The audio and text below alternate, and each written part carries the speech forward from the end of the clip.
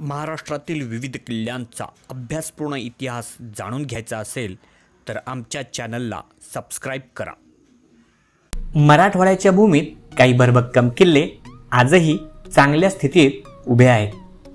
त्यापैकी धाराशिव म्हणजेच उस्मानाबाद जिल्ह्यात असलेला परंडा किल्ला हा एक अप्रतिम भुईकोट किल्ला आहे. हा प्राचीन किल्ला आजही चांगल्या अवस्थेत उभा आहे. यावर असणाऱ्या विविध तोफा हे या किल्ल्याचे वैशिष्ट्य. परंडा या तालुक्याच्या गावात हा किल्ला असल्यामुळे फारसे श्रम न करता हा सुंदर किल्ला पाहता येतो. परंडा बस स्थानकासमोरील घरांच्या गर्दीतून वाट काढत आपण परंडा किल्ल्यापाशी पोचतो. या किल्ल्याला सर्व बाजूंनी बांधीव खंदक आहे. या खंदकावर सध्या तयार केलेल्या पक्क्या पुलावरून आपण किल्ल्याच्या प्रवेशद्वारापाशी पोचतो. पूर्वीच्या काळी खंदकावर पूल होता. वेळप्रसंगी तो काढून ठेवता येईल अशी व्यवस्था केलेली असायची. भुईकोट किल्ला असल्याने किल्ल्याला दुहेरी तटबंदी आहे. तटबंदीत बुरुजांची माळ ओवलेली आहे. गडांचे पहिले उत्तराभिमुख प्रवेशद्वार खूप भव्य आहे. प्रवेशद्वाराच्या वर सज्जे असून त्यात जंग्या आहेत. प्रवेशद्वाराच्या उजव्या बाजूला तटबंदीच्या भिंतीत 3 हंस कोरलेली शिल्पपट्टी आणि त्याखाली 2 व्याल पाहायला मिळतात. किल्ल्यात फिरतानाही तटबंदीत अनेक ठिकाणी देवळांचे दगड वापरलेले पाहायला मिळतात. पहिल्या प्रवेशद्वारातून आत शिरल्यावर अंधारा कमानदार बोळ लागतो. तो पार करून उजवीकडे वळल्यावर दुसरे दक्षिणाभिमुख प्रवेशद्वार लागते. यातून आत शिरल्यावर चारही बाजूंनी तटबुरुज वेढलेल्या जागेत येतो. बुरुजांमधून छोट्या छोट्या तोफा आपल्यावर नजर रोखून बसवलेल्या दिसतात. पहिल्या व दुसऱ्या दरवाजाच्या तटबंदीवर जाण्यासाठी पायऱ्या केलेल्या आहेत. वर चढून गेल्यावर दरवाजाच्या वरच्या बाजूस डाव्या बाजूला तटबंदीमध्ये वीरगळाचे अवशेष दिसतात. ते पाहून खाली उतरून पुढे उजवीकडच्या बाजूला किल्ल्याचा तिसरा पूर्वाभिमुख दरवाजा आहे. यातून आत शिरल्यावर समोरच एक मोठा बुरुज आडवा येतो. याला डावीकडे वळसा घालून किल्ल्याच्या दुहेरी तटबंदीमध्ये जाता येते. डावीकडे गेल्यावर तटबंदीच्या आडोशाला पहारेकऱ्यांसाठी देवड्या बांधलेल्या दिसतात. येथे डाव्या बाजूच्या भिंतीवर देवळातली कोरीव शिल्पे पाहायला मिळतात. देवड्यांच्या समोरच्या तटबंदीच्या बेचक्यातून वाट पुढे जाते.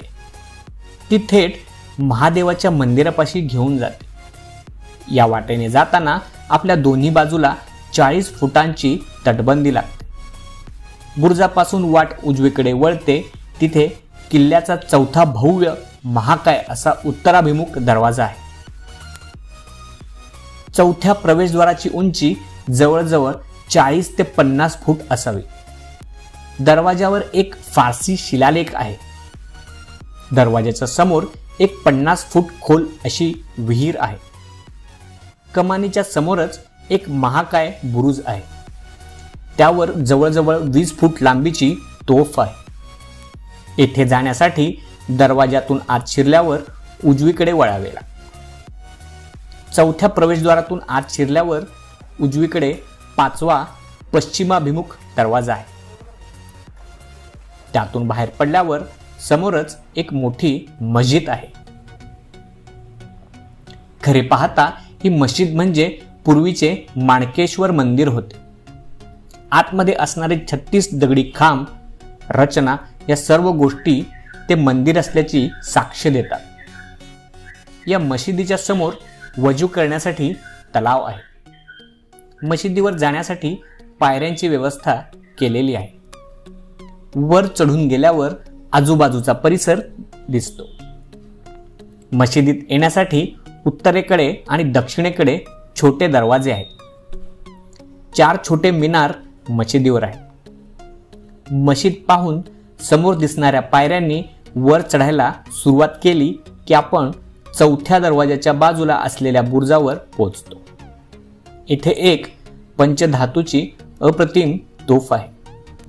या 20 फुटी लांबीच्या तोफेचं नाव मलिक ए मैदान असे आहे. तोफेवर अरबी भाषेतील 5 लेख आहेत. त्यातील एक लेख तोफेच्या तोंडावर कोरलेला आहे. तोफेच्या मागच्या बाजूला पाकळ्यांसारखा आकार दिलेला आहे. तोफेवर 2 छोट्या सिंहाच्या मूर्त्या आहेत. तोफ असलेल्या बुरुजाच्या बाजूला चौथ्या दरवाजावर असलेला नगारखाना आहे. तोफ पाहून तटबंदीवर उतरून फांजीवरून चालायला सुरुवात करावी. तोफेच्या बुरुजापासून 3ऱ्या बुरुजावर मोठी तोफ आहे. 3ऱ्या आणि 4थ्या बुरुजाच्या आतील आणि बाहेरील तटबंदीच्या मध्ये शंकराचे देऊळ आहे. पुढे चालत गेल्यावर 8व्या बुरुजावर एक मोठी तोफ आहे. पुढे 10व्या बुरुजावर एक कमान असलेली छोटी इमारत आहे. तो हवा महाल असावा.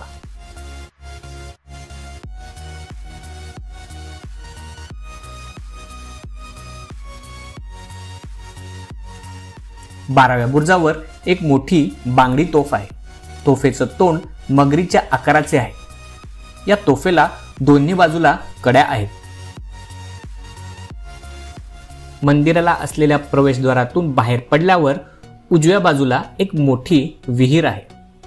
विहिरीत उतरण्यासाठी पायऱ्या आहेत. विहिरीत अनेक कोनाडे आहेत.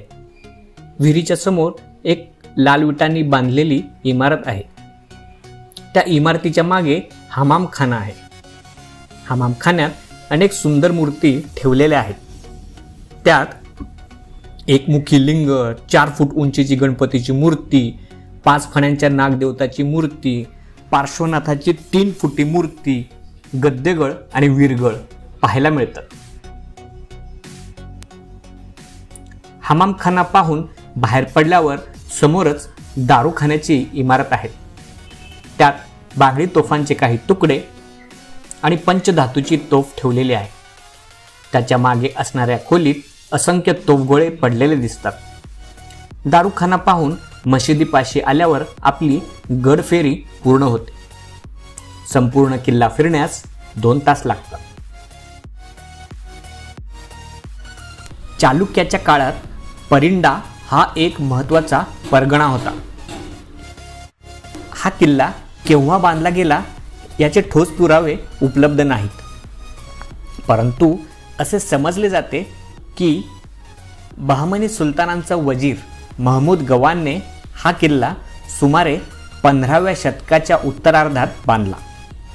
इसवी सन 1599 मध्ये मुघल सैन्य अहमदनगरच्या निजामशहाला हरवण्यात यशस्वी ठरले. जरी मुघल जिंकले असले तरी निजामशाहीच्या सरदारांनी वयाने लहान अशा मुर्तुजा निजामशहाच्या नावाने राज्य चालविण्याचा निर्णय घेतला आणि नवीन राजधानी म्हणून अहमदनगरच्या आग्नेयेला सुमारे 80 मैलावर असलेल्या परंडा किल्ल्याची निवड केली. काही कालावधीसाठी परंडा राजधानी राहिली. इसवी सन 1630च्या सुमारास हा किल्ला शहाजी महाराजांच्या ताब्यात होता. नंतर पुन्हा तो मोगलांकडे गेला आणि सरतेशेवटी हैदराबादच्या निजामाकडे भारताला स्वातंत्र्य मिळेपर्यंत परंडा किल्ला निजामाकडेच होता. परंडा हे तालुक्याचे ठिकाण. ते उस्मानाबाद आणि सोलापूर दोन्ही जिल्ह्याच्या हद्दीवर येते. रेल्वेने जर परांडाला जायचं असेल तर मुंबई सोलापूर मार्गावरील कुर्डुवाडी हे जवळचे स्टेशन आहे. कुर्डुवाडीवरून परांडा 22 किलोमीटर अंतरावर आहे. कुर्डुवाडी ते परांडा अशी बस सेवा दर अर्ध्या तासाला आहे. किंवा मुंबई लातूर मार्गावरील बार्शी हे जवळचे स्टेशन आहे. बार्शी परांडा 27 किलोमीटर अंतर आहे. रस्त्याने सोलापूरहून बार्शी मार्गे परांड्याला यायला बऱ्याच एसट्या आहेत.